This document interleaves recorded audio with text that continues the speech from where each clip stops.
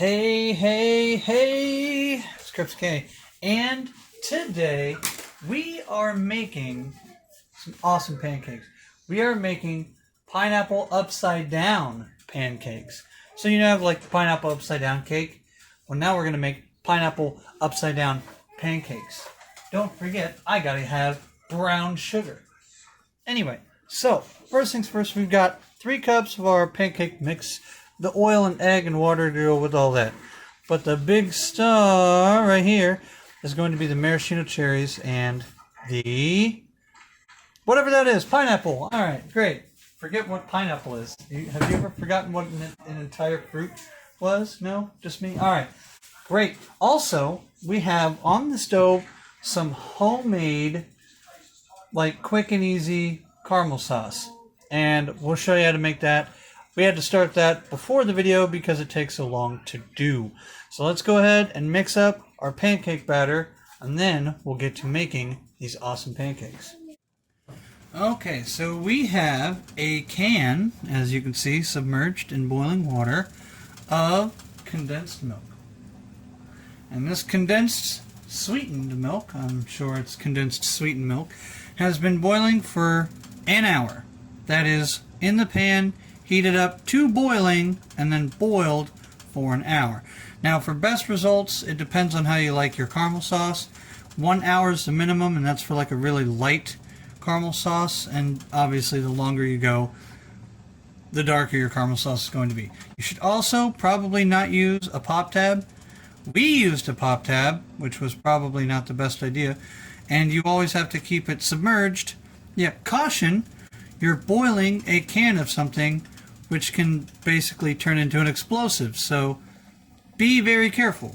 Super extreme caution. Okay, make sure it stays submerged. And yeah, just boil it for an hour for the minimum time. And the longer you cook it, the better, the darker the caramel sauce. So this has been an hour. We're actually going to pull it from the heat so we can make some pancakes. And then we'll show you what the sauce looks like when it's all done. Okay. So this is test run numero dos. So let's see how well it does. It's going to come off the stove in a few seconds here. Alright, and there we go. Not bad. Not bad at all, actually. That looks pretty good. So, let's go ahead. Obviously, there's going to be melted sugar, so you're going to need a super non-stick pan for this. Spray it down. Put your towel in there. Wipe out that burning sugar. I recommend an adult. Seriously, I recommend an adult who's not afraid to burn the crap out of himself. Alright.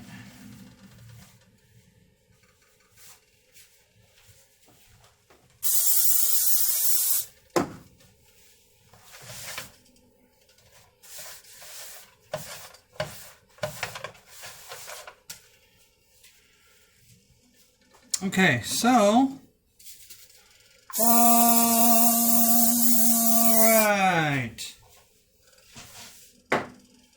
Okay, so here we go. We got our pan.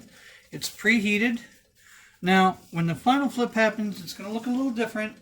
And I've needed, actually, after a test run, make sure you've got a super good nonstick pan.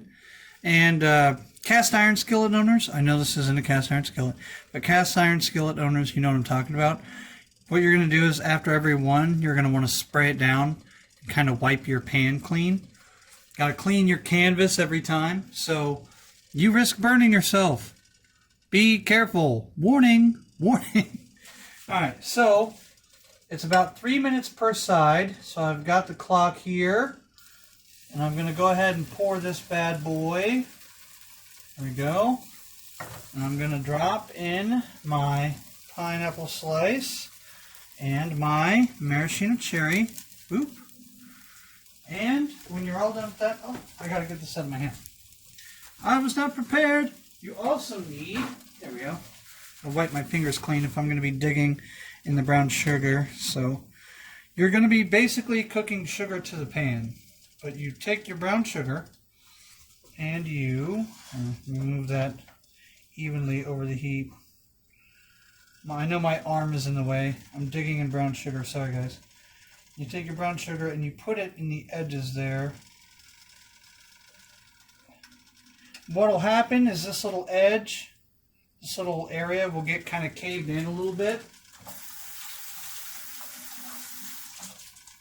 Yeah, so that's going to be 3 minutes per side, and the one side will come out a little different. Now, obviously, this is the result, by the way. Boom, that's a finished product. And we're going to show you with the caramel. But I wanted to go ahead and show the cooking process just in case you guys were worried about that, because yes, they do kind of come out looking a little different, and if you spill any brown sugar on your pan, you will have cooked sugar to your pan and cooked sugar to your spatula, okay? Don't freak out if that is something that your kitchen utensils cannot handle. I don't recommend adding the brown sugar. You can just do this and make like a brown sugar glaze over the top. You don't have to add the brown sugar to the pancake itself, right? And obviously we're just using like basic sweet like buttermilk, waffle, pancake, whatever mix. You could absolutely make like cinnamon brown sugar pancake mix. There's nothing that says that you have to use basic plain pancake mix. Okay, you can use whatever kind of pancake mix that you prefer. So that being said, I'm going to go ahead and flip this, and we'll just fast forward to when all of these are cooked, and I'll show you the caramel sauce that's cooling off right now. Alright, so we have a lot of candidates here. This is the original.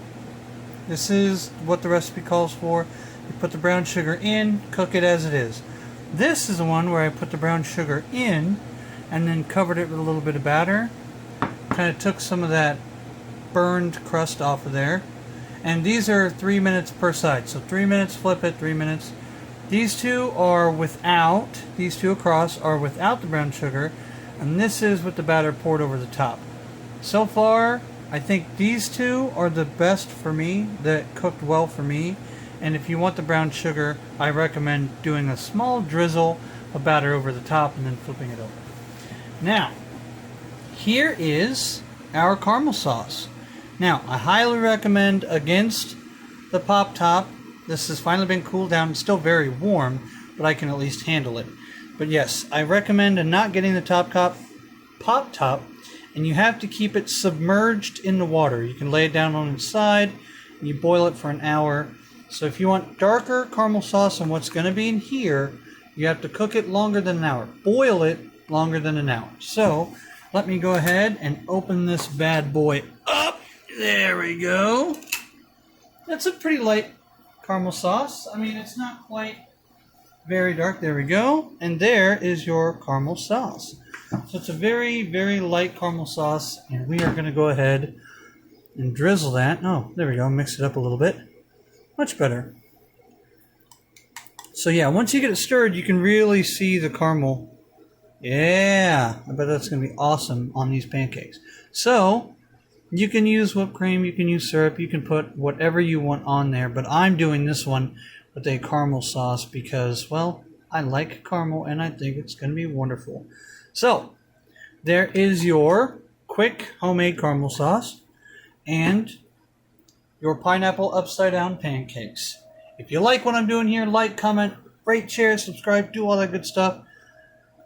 If you're not subscribed, subscribe. If you were subscribed, double check to see if you're subscribed, because YouTube's been doing that thing lately. And all that being said, I might as well get out of here. So you all have a great day. This was KrepsyK, and I'm getting out of here.